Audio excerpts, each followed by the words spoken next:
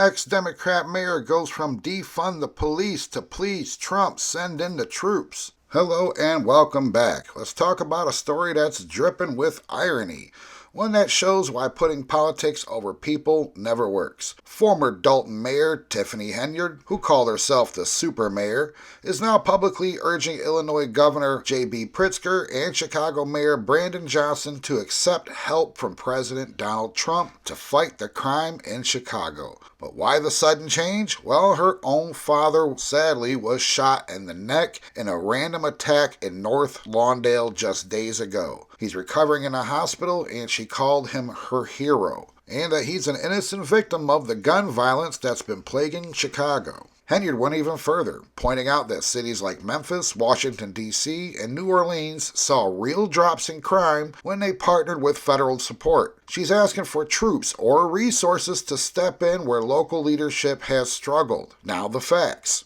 Henyard was a Democrat known for controversial leadership in Dalton, lavish spending, financial scandals, and fierce opposition to certain interventions in the past. She has since switched parties, rebranded as a Republican, and moved to run for office in Fulton County, Georgia. Chicago's crimes numbers have improved lately. Homicides hit a 60-year low in 2025, down nearly 30% from last year before. But shootings and violence still hit families hard, especially in neighborhoods like North Lawndale. This isn't about one politician's family's tragedy. Here's the common sense American take. No family should have to wait for violence to knock on their own door before demanding real solutions. Crime isn't a partisan issue, it's a safety issue.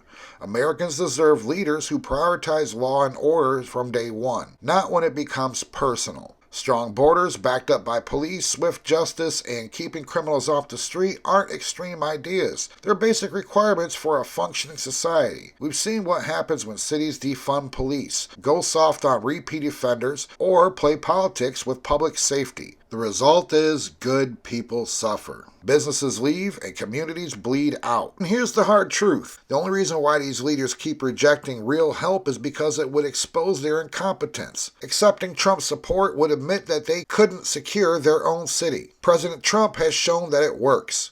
Cities that took federal backup saw crime drop fast. National deployment could deliver quick, visible results. More boots on the ground deter violence. President Trump's willingness to help cities, regardless of politics, shows an America-first approach that puts results over party loyalty. Those results would benefit all Americans, Republicans and Democrats alike. When federal, state, and local leaders work together on enforcement instead of excuses, crime drops. We've seen it in multiple cities. It's time that we stop the hypocrisy. Protect innocent lives everywhere, not just when tragedy hits the powerful. But what do you think? Should failing cities swallow their pride and accept real help? Or should they keep bleeding while playing politics? Drop your thoughts below. I appreciate you watching. Till next time, you have a good one.